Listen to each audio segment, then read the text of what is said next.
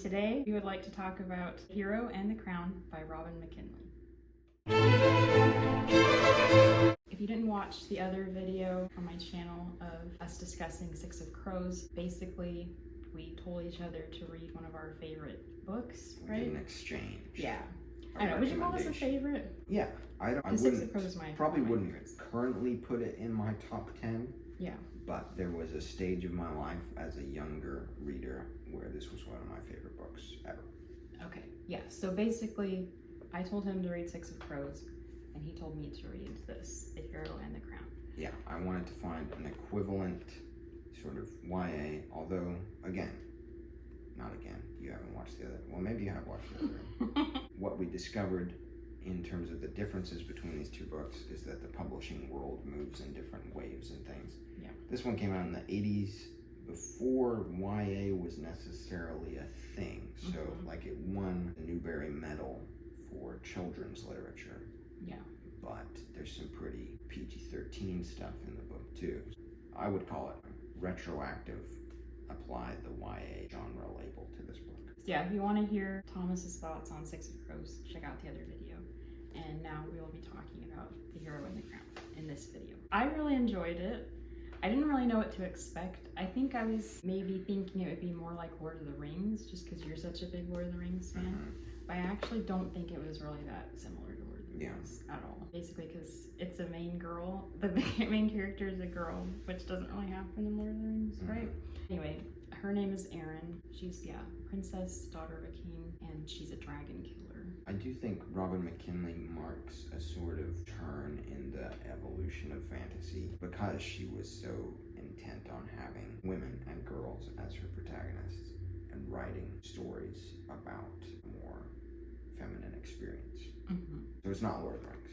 Yeah. But even if you're a teenage boy who usually reads boy books, Robin McKinley can sneak onto your shelf and then surprise, you're reading a book about a girl and you're loving it, So I think it was important steps in the evolution of fantasy towards a world where Leigh Bardugo can write very feminine-centric stories, and it's not a big deal, but at the time, maybe it was more of a boundary-pushing story to have Lord of the Rings for girls. One thing I really liked about this book was learning about the culture of the country. It had some cool customs, like it's an honor to hold the stirrup of the king. Like when he's getting onto his horse, you hold his stirrup for him. It's like a big deal. So it was cool because it felt so foreign, to be like, oh, I've never heard of something like that. And then, it just really like helps you sink into the world as you learn more about what they do, what they believe in, like what is valuable to them as a society. I thought all of that was really interesting. Yeah, and it's fun to learn about the world because then it's very much a sort of Bildungsroman for Erin. And so you have to learn first about the fantasy world that she inhabits in order to then use that as the backdrop for what is going to be her place in this world. Yeah. Because she's the daughter of the king, but that doesn't necessarily mean that she gets to be ruler after he's dead. Yeah. And so she's sort of I don't want to say unwanted, but she's kind of unwanted. Yeah. Because people are like, oh, your mom was a witch. Like, we don't trust you. We didn't trust your mom. We don't like you. It's a fun device to have a main character who doesn't know where she belongs, doesn't know what niche she's supposed to fit in. Yeah. Because this is not a chosen one sort of prophecy. It's not like anyone's telling her who she should be, right? She has to determine that on her own. Yeah. Which I think I remember really liking as a young person. I was like, okay, this is not a prophecy she's fulfilling. It's just sort of her doing her own thing. Yeah. Is there a prophecy? Yeah, later. Later. But like for the majority of the book, it's just her doing her own thing. Then she runs off. She has this dream, and then she runs off and meets the guy who's talking to her in her dream, and he tells her about kind of a prophecy. But she definitely has to seize it herself. Yeah, for sure. It's not thrust upon her. It's not like anybody else being like, oh, but I don't want to. Like the hero's journey where like refuse the call or whatever. She doesn't do that. Yeah. Like she's all in because it's her own idea. Oh yeah, that's something though. Like how the prophecy doesn't show up till later in the book. That is something. My one complaint of this book is the pacing is all over the place. Oh, It is very odd pacing because it is so slow in the beginning. Mm-hmm. Like we're just spending chapters and chapters of her just like wandering around the castle and like experimenting with this stuff that makes her fireproof. And like it's interesting, but like it's really, really slow. Mm-hmm. And then all of a sudden we finally get to the action, and then we gloss right over it. Like the battle scenes, like there are no details for the battle scenes. It's just like off in the background, like, oh, and there was a battle, and now let's move on to this. Mm-hmm. And now she's reacting to the battle, and like here's the falling action from the climax that lasted 2 seconds. So I think if I was her editor, I would be like, can we change some Yeah. of the pacing here? Because some scenes I wanted more details. I wanted it to be longer. Like the longer, slower parts, I wanted them to be faster, and then Mm-hmm. the shorter parts, I wanted more details. Yeah, like there's a big showdown between her and her evil uncle, Mm-hmm. and like we don't really spend any time on that. Like there are so many moments that are really interesting that I would love to have spent more time on. Yeah. So that's my big complaint. I think that's definitely true, and it's something again to think about the way that the fantasy genre has evolved. By the time Bardugo starts writing and publishing, there's sort of a formula. There's an understanding of how you pace a fantasy novel like that. Mhm. At this point in the 80s, because everyone I think was following in Tolkien's footsteps, and because Tolkien never set out to write like a novel, right? Mhm. Tolkien was doing his own thing, and so everyone trying to imitate him had to sort of invent the fantasy novel as we come to know it today. And there was a lot of just sort of experimentation, I think, McKinley is doing here. Because she's maybe more of a trailblazer, there's not a streamlined way of doing things. I think that kind of goes back to what we were saying in our other video where we talked about Six of Crows. Just our expectations being Yeah. different based off of the books that we usually read. Mm-hmm. Because like you were kind of surprised with some of the things in Six of Crows because you weren't used to reading that type of book. And so for me, same thing with this. Like Yeah. I'm used to a more modern approach to writing Mm-hmm. and a more set in stone way of doing a YA fantasy story. So this one was kind of jarring for me to be like, oh, this is different. But still enjoyable. I still enjoyed reading it. I wanted to ask, Mhm. can I ask a question? Yes, you can ask a question. Luth or Mhm. Tor? Because, although this is different from a lot of contemporary YA fiction, it did nail the thing that you have to have, which is the love triangle, right? We love a love which triangle. male character will she choose as her love interest? Yes. So before I answer that, I just want to say, again with the pacing, the love triangle doesn't pop up till like way into the book. Yeah. For the longest time, it's just her and Tor, her Mhm. royal beau. And her cousin, right? Yeah, he's her So, cousin. This is one strike against her. And then later, much later in the book, Luth pops up. Luth. And I would say I am Team Luth. Describe Luth. Okay, What's his so, deal? well, here's why I like Luth. Can I start with that? Yeah. The reason I'm Team Luth is because of the angst. What do I Yes. love more than anything? Yeah. Angst, right? With Tor, there's no angst because they're basically betrothed already. Like, people are Yeah, kind of just yeah. expecting them to be together. Like, the king is. The people not so much because they don't trust Aaron because her mom is a witch or whatever. Yeah. And they know that Tor is next in line, so like they want him to be with someone more proper or whatever. But at the same time, like everyone who's watched them grow up together knows that like they like each other and they'll probably end up getting married. So there's no angst. There's no angst with her and Tor. It's Yeah. just very basic. With Luth, there's tons of angst because he's like an ancient immortal and he has all of this like experience and He's Edward. he is Edward, you're right. And he's helping her learn more about her powers and what she's capable of. He's very knowledgeable. But the angst comes in because he gets jealous. I Yes. love jealousy in a book. It's so much fun to read. Tor is like so secure in himself that he doesn't get jealous at all. But Luth, when Aaron mentions Tor to him, when they talk about Tor, he's like, ugh, Tor, that dumb Tor, which is fun. And then also, this is one in my notes. I wanted to talk about this scene with Luth. It's so tragic. It like actually like stabbed my heart. Like, oh, because she leaves him to go off and fight, but he can't go with her. So she's riding off on her horse, and he puts his ear to the earth and listens to the hoofbeats as they go further and further away. And it's so sad. It's so tragic that he loves her so much, but he has to let her go. So good. I love that. That was probably my favorite scene in the whole book. So anyway, I am Team Luth.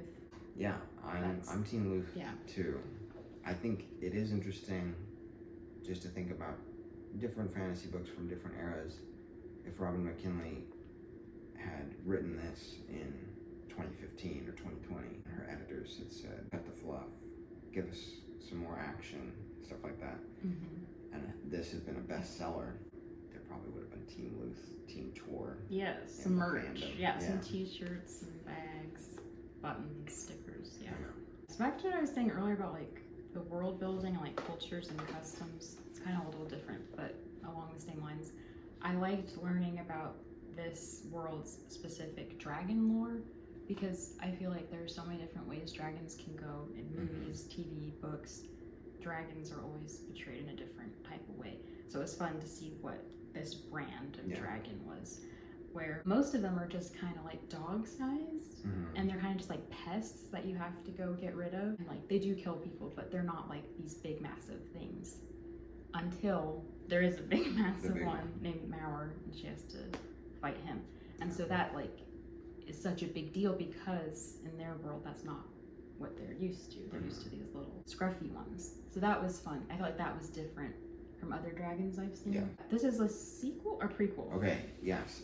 I guess we should address that. This is a prequel to another book, but you can really read them in any order. The other book, The Blue Sword, takes place in the same world, but like centuries, I want to say, after this one.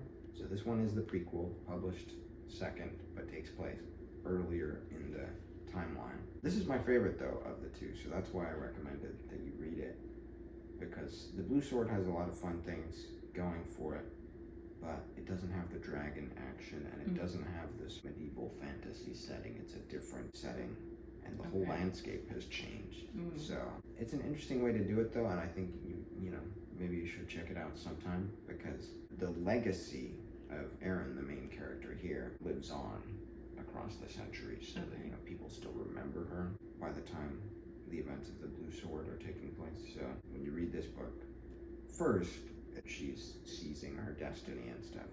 When you read it second, the way it was published, it's the real story about this historic figure that everyone knows about. So yeah. And so are there dragons in the next? I don't think there are dragons in the Blue Sword doesn't have any dragons. I think Robin McKinley, I like that you liked the setting so much, because it does seem like she's very, when you do read the two books together, it seems like she's very invested in just like the story and the history of this world, and how different characters leave their mark on the world, and how different people follow in their ancestors' footsteps and things. So that's cool. Some fun questions there. On the one hand, it's hard because there's not a clear, book one, book two, book three sort of thing going on. The timeline is kind of wonky with the prequels and stuff. But it's fun that you can play around with that big time skip to learn about how the world changes and stuff. So I think my favorite relationship in the book, like my favorite character, was Teka, I don't know how to pronounce it. Teka. Anyway, she is Erin's nurse, and I think I'm just a sucker for a good nurse. Like, I love the relationship between a nurse and a princess. Like, I love it in Romeo and Juliet with her and her nurse. I love it in Robin Hood with Maid Marian and her nurse. I just think it's a classic relationship, and it's a really good way to hear the main character, princess, to hear their inner thoughts, because they have someone to talk to, but it's someone that like genuinely loves them and wants what's best for them, but will also kind of give them a hard time because they love them and want what's best for them. So it's just a great way to learn more about character and motivation, and it's good. So I really enjoyed reading about Erin and her nurse. And it's a sort of a maternal relationship, but you can't, if it's tragic fantasy backstory. You can't actually have your mother there. Exactly. Erin does have the absent mother. Yeah, her relationship with her nurse allows you to see how she might have behaved if her mother was actually there. Mm-hmm. I like that you, mentioned the different nurses and different stories, because I haven't read them, but I know that Robin McKinley wrote quite a few retellings of fairy tales, like Beauty and the Beast. So it would be interesting to read some of those, because she's very much interested in these sort of classic, not just fantasy tropes, but tropes before fantasy was even a thing. You know, the princess, the nurse, the dragon, right? These archetypal sort of pieces that she can move around in her stories. Yeah. And I've heard that, her fairy tale retellings were more from a feminist lens, which I think is interesting, because that's something we see a lot in contemporary fiction, is retelling old stories with a new sort of either, gender swapped or, playing around with different gender conventions and things. So I think Robin McKinley was, again, trailblazing back in the day. Ahead of her time. And I think she was a horse girl. I think you can read between the lines and figure out that the author of this book loved horses. Lots of horse stuff. Lots of stuff in this book and in The Blue Sword. So this one is for the horse girls, I guess. Mm-hmm. I'm not a horse girl. Neither am I. So they're talking about the saddles and the riding styles and stuff. And I'm like, okay. And just like she's in love with her horse, basically. Yeah. Like there's just pages and pages of how much she loves her horse. I'm like, a lot of that. Can't relate at all. But good for you, I guess. Yeah. But if you love horses, you'll probably love a horse-focused fantasy story. Yeah. And that way, it did feel kind of like Lord of the Rings with the Rohan people. Yes. She's horse people. I think she's an Eowyn figure for sure. Yeah, definitely. She has to wear a helmet and stuff, right? Mm-hmm. Yeah. Her hair gets burned off. Yeah. Thank you for joining me. No problem. Yeah, it was fun. We'll have to do something like this again. Yeah, I really enjoyed having you here. Yeah. Mm-hmm. It was fun to talk to you. Mm-hmm. Thank you for recommending this book to me. And thank you for recommending Six of Crows, so watch that video. Yeah. Check it out if you're a fan of fantasy. Happy reading if you do. Thank you so much for watching. I love you.